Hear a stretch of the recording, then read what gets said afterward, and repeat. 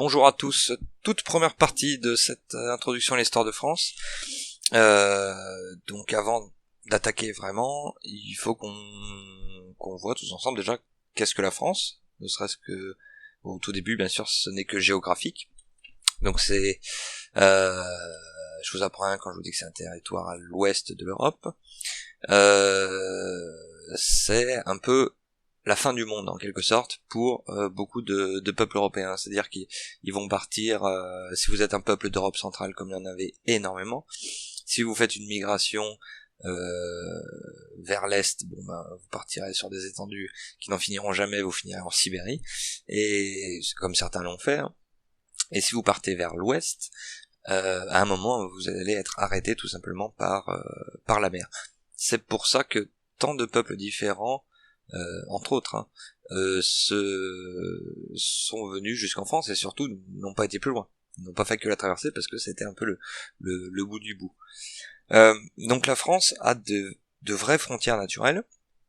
Donc si on part du nord, bien sûr tout le nord-ouest, la Manche, puis l'océan Atlantique, au sud les Pyrénées, donc frontières assez infranchissables, ensuite la Méditerranée, le sud-est les Alpes bien sûr, on remonte tout de suite, c'est le Jura, donc là encore c'est souvent ça de toute façon, hein, les peuples s'établissent et font de leur territoire en fonction des frontières naturelles, donc c'est la plupart du temps des montagnes, des chaînes de montagnes ou des fleuves. Donc on a le Jura, ensuite il y a la plus petite chaîne de montagnes mais qui compte quand même les Vosges, et ensuite la frontière naturelle géographique en tout cas de la France, ça serait le Rhin.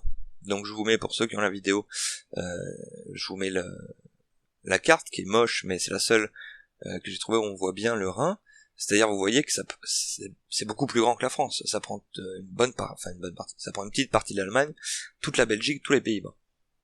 Mais ça a été considéré dans toute l'histoire de France comme la frontière naturelle à atteindre.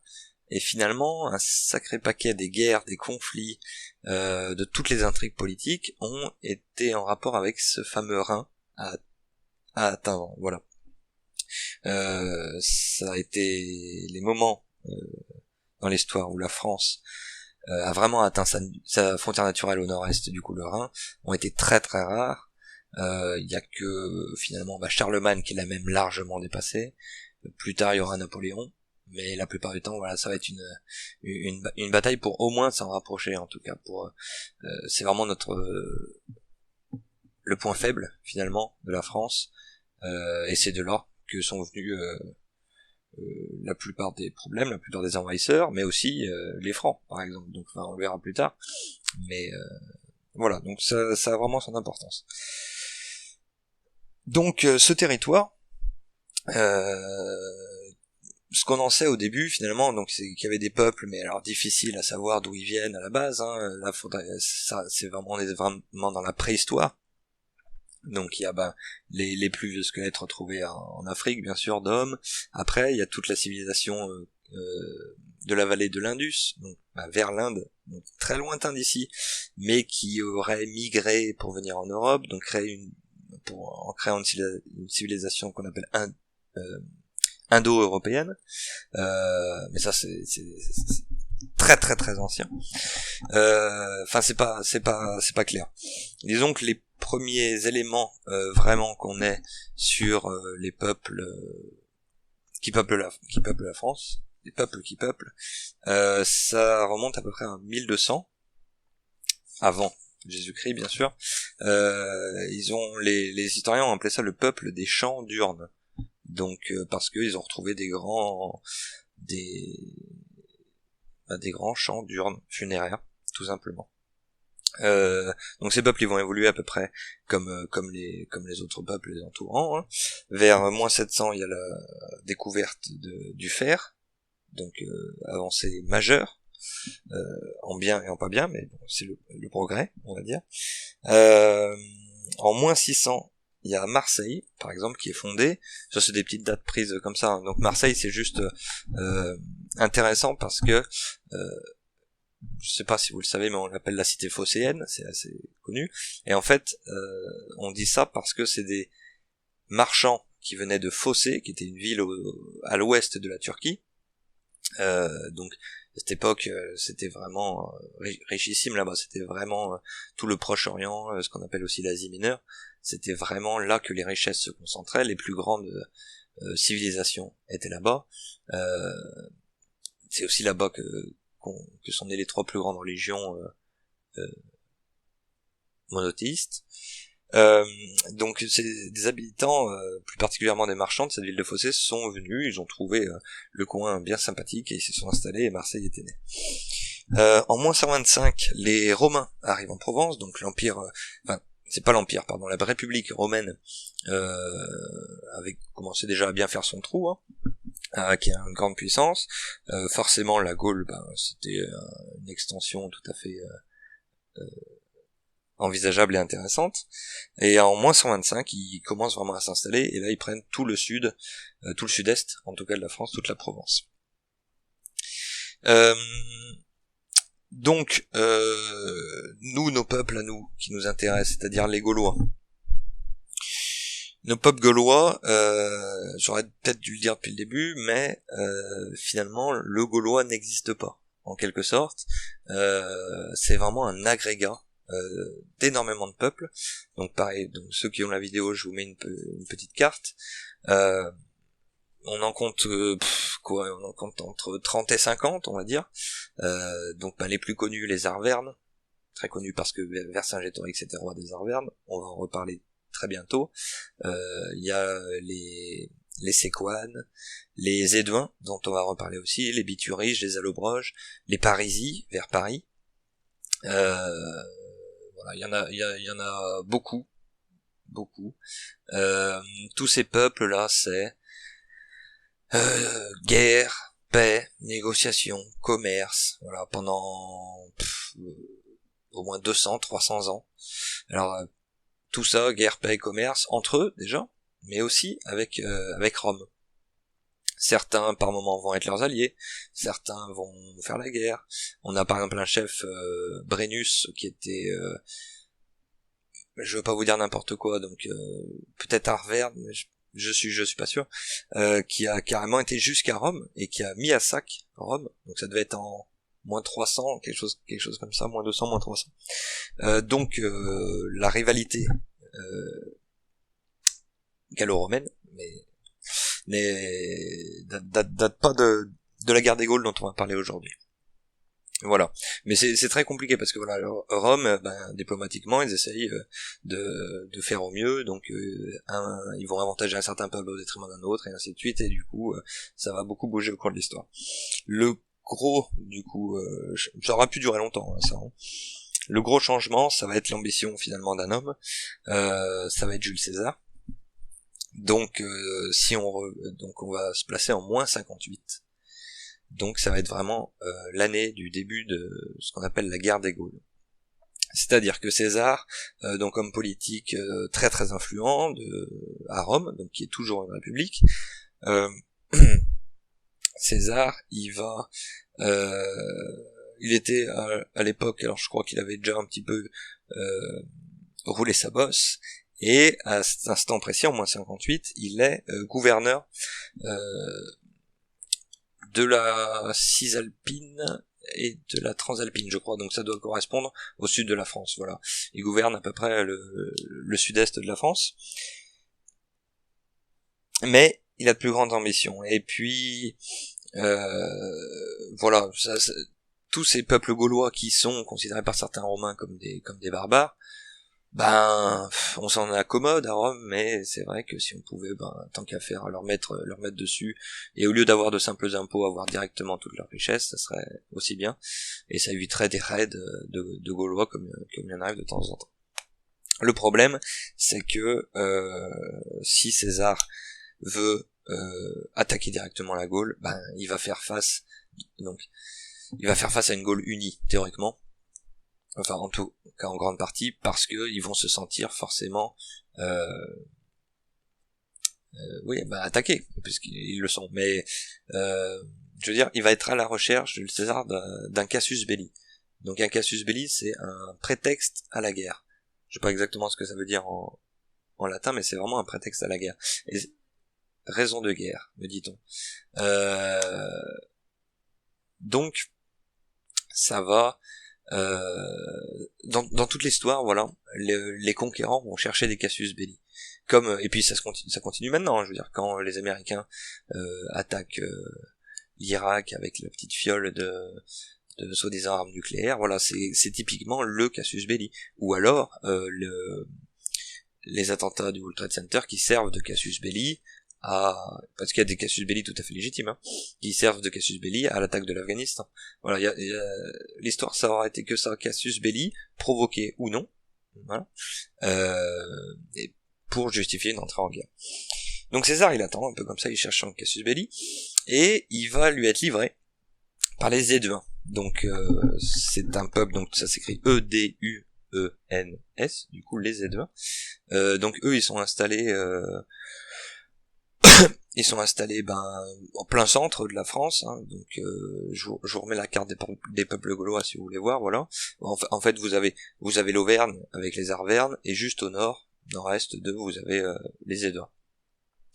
Les Éduins, c'est le peuple le plus puissant de Gaule depuis peut-être une 50aine d'années. Avant c'était les Arvernes. Ils avaient réussi à agréger autour d'eux plusieurs autres peuples, mais les Éduins avec l'aide de Rome, ils ont repris l'avantage. Et donc les Éduins, c'est les meilleurs alliés parmi les Gaulois des Romains. Donc les Éduins, eux, ils ont un problème, c'est que ils voient débouler sur leur droite, de l'est, les Helvètes. Donc les Helvètes, comme la Confédération helvétique, enfin c'est le nom des Suisses, donc c'était un peuple qui était proche de la Suisse. Ils se mettent à migrer, tout simplement, et migrer sur le territoire des Éduins. Donc les historiens, enfin peut-être certains savent, mais moi ceux que j'ai lus, ils savent pas trop pourquoi les Helvètes ils ont migré, probablement poussés par d'autres peuples, donc un peu effet domino. Et les Éduins, ça les emmerde. Donc ils vont appeler Rome en renfort. Donc là, César, il se frotte les mains. Il se frotte les mains, notre bon Jules, et il va aider, vraiment le cœur sur la main. Il amène la démocratie, un peu comme les Américains font encore maintenant, et il va repousser les Helvètes là où ils étaient. Tant que César est là, il y a le Conseil des Gaules, donc il y a un peu comment dire, c'est plein de peuples plein de chefs un peu qui tiennent conseil, qui vont les appeler pour les aider à faire face à une autre invasion, une invasion de peuples germains, donc ils sont finalement très très proches des Gaulois, hein. C'est à peu près les mêmes peuples, mais pareil, voilà, et ils viennent du Rhin, du nord-est. Donc César, grand seigneur encore une fois, répond à l'appel et va chasser les Germains. Là, c'est une campagne, enfin c'est le début du coup de la guerre des Gaules, et c'est surtout marqué par donc le Rhin. Je veux dire, nous bon maintenant les fleuves on traverse, il y a un pont, basta. Là, à l'époque, et même jusqu'à assez tard dans l'histoire des guerres, le Rhin c'est pas rien, c'est large, c'est donc voilà. Et les ouvriers, donc les soldats plutôt ce qu'on appelle le génie, donc c'est tous ceux qui sont chargés de construire les ponts par exemple, de faire avec le terrain, disons. Ils vont construire je ne sais plus combien de ponts, mais en un temps record, et ce qui va permettre de poursuivre l'armée des Germains et vraiment de les repousser définitivement. Donc César maintenant il est là. Il a eu son casus belli, parfait. Et ben il va pas s'arrêter là. Il va commencer à battre quelques peuples, là cette fois vraiment gaulois. Donc je crois qu'il y en a 3-4 au début dans le nord-est de la France, qui serait plutôt Belgique maintenant, mais vastes, qui vont s'allier contre les légions de César. César va les battre à plat de couture. Et il y aura encore quelques petites anicroches comme ça, mais plus rien jusqu'en moins 52. Et là en moins 52, c'est l'événement qu'on connaît tous, c'est vraiment c'est Vercingétorix. Donc Vercingétorix, figure assez controversée parce que on ne connaît de lui que ce qu'a écrit César, finalement. Parce que voilà, quelque chose d'important concernant les Gaulois, c'est qu'ils étaient que dans la tradition orale, et pas écrite du tout. Ils avaient une grande tradition druidique, par exemple, donc avec toute une religion qui en découlait, mais le problème c'est que tout s'est perdu, parce que les druides ont disparu, et tout a été assimilé dans ce qui sera plus tard l'Empire romain. Donc les Gaulois, il nous en reste finalement peu de témoignages. Et donc ce Vercingétorix, là c'est surtout César qui en parle, donc controversé, car en tant que César, le but c'est de chercher la gloire, voilà, pour prendre le pouvoir à Rome, et les historiens pensent qu'il aurait pu mousser un peu, faire mousser son adversaire, comme finalement on le ferait tous, hein. Je veux dire, si vous venez vous vous êtes battu dans la rue, peut-être que vous allez rajouter quelques centimètres de haut à votre adversaire dans vos récits. Donc Vercingétorix, il faut le prendre un peu avec des pincettes là-dessus. Donc à la toute base, Vercingétorix, c'est juste, entre guillemets, le roi des Arvernes, donc un des nombreux peuples gaulois, donc c'est finalement pas grand-chose à l'échelle romaine par exemple, mais il arrive à fédérer autour de lui. C'est ça qui va finalement faire la différence. À aucun moment il va être chef des Gaulois, roi des Gaulois, ça existe pas, c'est juste qu'à un instant T, pendant cette campagne, en moins 52, il va réussir à fédérer les peuples, et à faire que des Séquanes vont se battre avec les Arvernes ou d'autres peuples. Et ça va commencer à faire douter César. César est toujours là à se balader, donc il a fait pas mal le tour le nord. Il a fait surtout le nord-est puis le nord de la France, et là il commence à être attaqué. Donc il va pas faire face à de grandes batailles. Donc à l'époque c'était souvent des grandes batailles, voilà, les légions, c'est là qu'elles sont les plus fortes, les légions romaines, leur discipline, leur équipement, leur entraînement, c'est vraiment au top. C'est la crème de la crème. Et il va faire face à une stratégie mise en place par Vercingétorix qui est double stratégie de la guérilla et stratégie de la terre brûlée. Alors la guérilla, c'est éviter finalement les batailles rangées. C'est vous êtes plus faible, donc c'est la stratégie que la plupart des résistants dans toute l'histoire auront. À l'époque moderne, vous faites péter les voies de chemin de fer.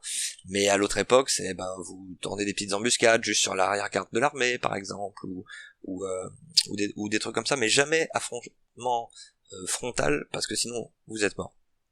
Donc vraiment voilà, la guérilla c'est des petites piques finalement, des petites piqûres de moustiques, mais qui à force, ça peut vous donner la malaria, quoi. L'autre stratégie c'est la terre brûlée, donc une des composantes essentielles de la guerre dans toute l'histoire, c'est ce qui compte pas, il y a pas que le nombre qui compte, l'entraînement, voilà, il y a aussi le ravitaillement, surtout à des époques comme ça où ils marchaient les mecs, il fallait bien se nourrir, et nourrir toute une armée de milliers d'hommes. Donc souvent on se servait tout simplement, on arrivait, on prenait tel village, telle ville, et puis on se servait. Politique de la terre brûlée, donc il y en aura beaucoup qui l'auront refait dans l'histoire, par exemple les Russes face à Napoléon, ça va être tout simplement, vous fuyez l'adversaire, et vous brûlez derrière vous vos champs, vos greniers, ce qui fait que l'adversaire, d'accord, il a pris le village, mais pour ce qu'il y avait à prendre finalement, voilà, et il va falloir qu'il trouve à manger ailleurs. Donc ces deux stratégies, guérilla, terre brûlée, ça commence vraiment à porter ses fruits, et César il commence à être un petit peu dans le mal. Surtout que de plus en plus de Gaulois et de peuples gaulois voyant ça, se disent qu'il y a peut-être moyen de faire quelque chose, parce que Rome c'était quand même vu comme la superpuissance, les légions, elles font peur, à raison d'ailleurs. Mais là, il y a peut-être une occasion de faire quelque chose. Donc le soutien à Vercingétorix et à la révolte grandit. César seulement, Jules César, c'est un très bon tacticien, et lui justement il voit qu'il y a ce soutien qui commence à prendre de l'ampleur, et il lui faut au contraire lui de la grande bataille, justement pour redorer son blason et faire peur. Il va donc chercher un peu les plus grandes villes, et à cette époque, il y a Bourges par exemple, il va mettre le siège de Bourges. Donc les Romains, c'est vraiment des experts en siège, en siège, pas encore, non, mais en siège, avec notamment justement tous les soldats du génie. Je sais pas si on les appelait le génie à l'époque, mais voilà, tout ce qui est construction de fortifications, d'armes de siège, installation d'armes de siège, ils sont vraiment très calés. Ils vont mettre le siège du coup devant Bourges, et là Vercingétorix qui n'est pas dans Bourges avec son armée principale, mais ils hésitent. Voilà, qu'est-ce qu'on fait? Le problème c'est que si on va les aider, ça implique une bataille rangée, quoi, et ça sent pas très bon. Du coup, ils décident de pas intervenir. Et Bourges, ça se termine mal, parce que du coup, le siège est mis, le siège il dure. Les habitants décident, enfin les soldats qui étaient dans Bourges décident de faire sortir les femmes et les enfants, en espérant qu'ils puissent passer, et que les Romains les laisseront passer pour qu'ils s'enfuient, qu'ils aillent manger, parce que c'est à ça que sert un siège, c'est à créer la pénurie. Le problème c'est que les Romains les laissent pas passer, et les soldats les laissent pas rentrer. On va dire qu'on garde les vivres pour les hommes qui peuvent se battre, et du coup vous avez tous les civils, toutes les femmes et enfants, les vieillards qui vont mourir entre les deux camps, entre la ville et les fortifications romaines. Et donc c'est un épisode assez atroce. Finalement, César réussit à prendre Bourges, donc ça lui redonne un coup de boost, on va dire.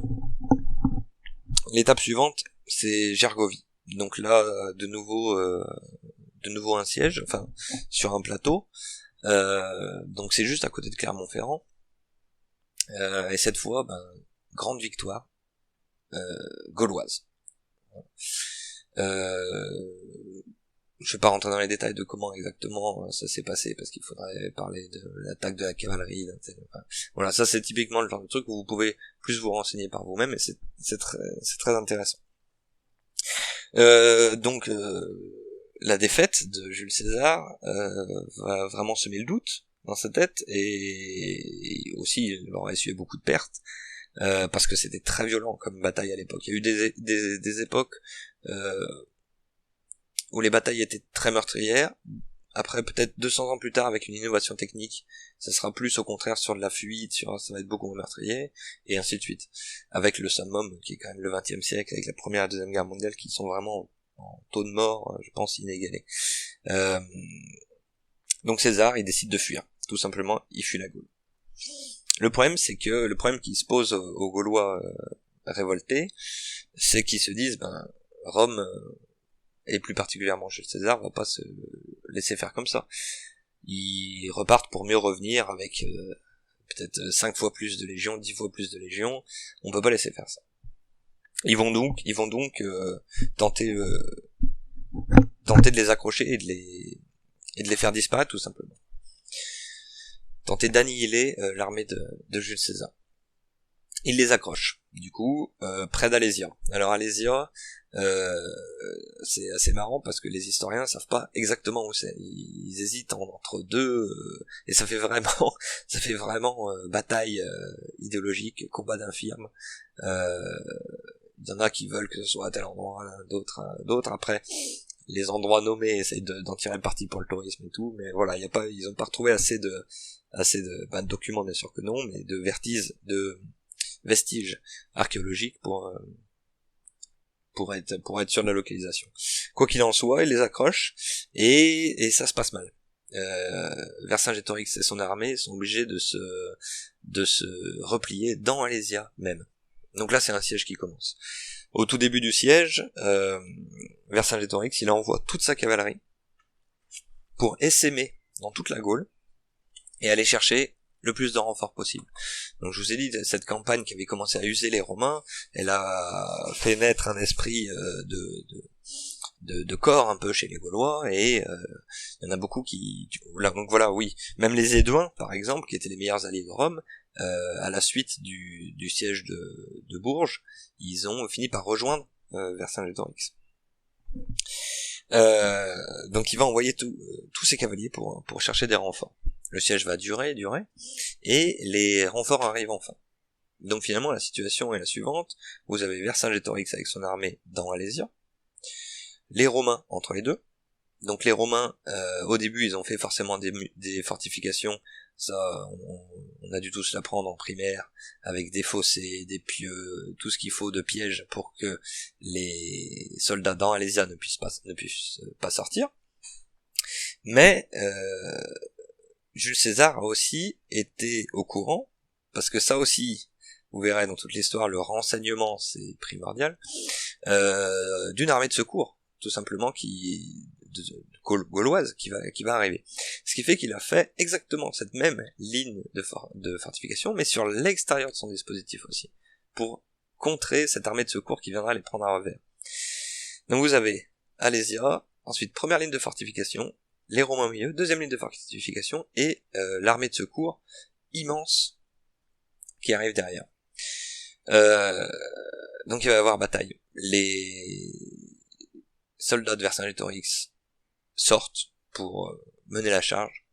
Le problème c'est qu'il y a mauvaise communication, mauvaise coordination entre cette armée qui était dans Alésia et l'armée de secours, ce qui fait qu'ils n'arrivent pas à attaquer au bon moment, au bon endroit, au même moment, au même endroit. César, lui, qui a des troupes très disciplinées, même si au milieu de la bataille il commence un peu à perdre pied, il arrive à redonner à faire le bon choix tactique, on va dire, pour renverser la bataille à son avantage. Résultat, Alésia est perdue, et la Gaule est définitivement gagnée pour Jules César. César, du coup, il y a cette fameuse image de Vercingétorix qui rend les armes au pied de César. César, il va traiter Vercingétorix, autant dans son livre, il le traite vraiment comme un adversaire époustouflant, qui mérite les honneurs, autant dans la vérité, dans les faits, ça n'aura pas été ça, parce que Vercingétorix, du coup, il va être capturé. Il va passer 6 ans dans un cachot romain. Donc, je vous laisse imaginer les conditions. Je crois pas qu'il y ait de PlayStation ou de trucs comme ça. Et ils vont le refaire sortir de son cachot pour assister au triomphe de César. Donc c'est vraiment ce qu'a donné le mot triomphe qu'on utilise maintenant, puis l'arc de triomphe et tout. C'est le défilé un peu du général avec ses armées au retour d'une campagne. Donc là c'est longtemps, c'est 6 ans après, mais je crois qu'il fêtait plusieurs triomphes, il me semble. Donc on va défiler dans les rues de Rome, acclamé par la foule, avec Vercingétorix très probablement enchaîné.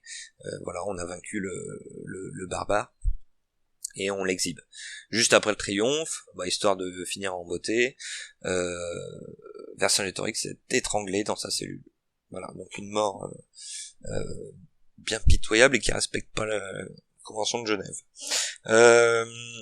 La suite pour César, c'est que donc tout ça là, ça se passe, Rome est encore une république.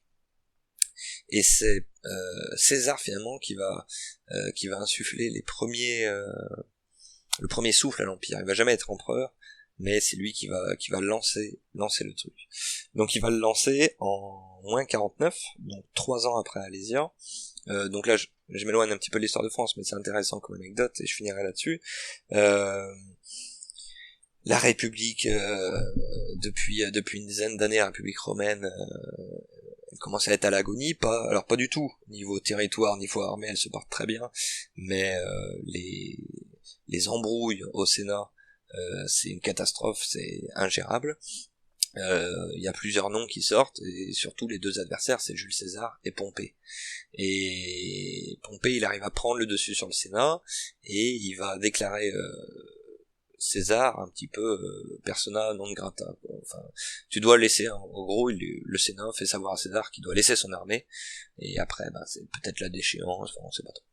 Et César il va tout simplement il va dire non, et il va faire un coup d'état militaire. Donc, de ce coup d'état, ce qui est intéressant, c'est qu'il y a 2 expressions qui nous sont restées. La première, c'est franchir le Rubicon. Elle est pas très connue, mais le Rubicon, c'est une rivière qui est à l'est de l'Italie. Et c'est tout simplement qu'il l'a franchi avec son armée. Et ça, c'est vraiment un geste d'entrée en guerre, parce que normalement, les armées, c'est pour l'extérieur. Tout simplement, les armées romaines, elles vont se battre au Proche-Orient, en Gaule, voire même en Grande-Bretagne, mais sûrement pas à Rome. Donc il franchit le Rubicon, et il aura dit la formule « Alea jacta est », le sort en est jeté, les dés en sont jetés, enfin, plutôt le sort en est jeté. Ça veut dire que de toute façon, à partir du moment où il avait fait ça, qui était une grave insulte, fait ça, c'est-à-dire franchir le Rubicon avec ses armées, une telle insulte au Sénat qu'il n'y avait plus de retour possible en arrière. C'est soit il gagnait, il faisait son coup d'État, soit c'était probablement la fin de sa carrière politique. Il s'avère qu'il a réussi. Du coup, il est nommé dictateur en 49. Donc dictateur, c'était vraiment un titre à l'époque, c'était pas l'insulte que c'est maintenant. Il va être, je crois, nommé une seconde fois dictateur, et après, avant d'être complètement nommé dictateur à vie. Il sera assassiné quelques années plus tard par Brutus, qui n'était pas son fils. C'est un peu son fils adoptif, mais enfin c'est un peu plus compliqué que ça. Mais il n'y a pas que Brutus qui l'a, c'est vraiment toute la classe politique, enfin une partie de la classe politique qui a décidé de l'assassiner, quoi. De toute façon, c'était vraiment une époque pourrie, corrompue, disons, de la République romaine. Et à la toute fin, juste terminer pour dire que quelques années plus tard, quelques décennies plus tard, il y aura du coup vraiment l'Empire romain, la République va se transformer en empire avec Octave qui va devenir Auguste César, du coup le tout premier empereur romain. Je vous mets une dernière carte pour terminer, c'est Rome à son apogée, en 117. Donc depuis la guerre des Gaules, finalement, pour la Gaule, si on revient sur la France, c'est ce qu'ils appellent, les historiens, c'est ce qu'ils appellent la Pax Romana, c'est la paix romaine, c'est-à-dire une époque de prospérité et de paix, où on aura vraiment le prototype de l'homme gallo-romain, donc vraiment un mix entre le gaulois et le romain, parce que les romains vont amener beaucoup d'avancées. On pense forcément aux aqueducs, mais tout ce qui est hygiène, tout, enfin, les routes, tout ça. Et les Gaulois vont finalement être très contents. Et c'est plutôt finalement pour la France une bénédiction d'avoir perdu la guerre des Gaules. Donc je vous mets la carte de l'apogée en 117 et on se retrouvera pour un nouveau podcast qui sera sur l'arrivée en Gaule des Francs avec notamment Clovis. Bonne journée à tous.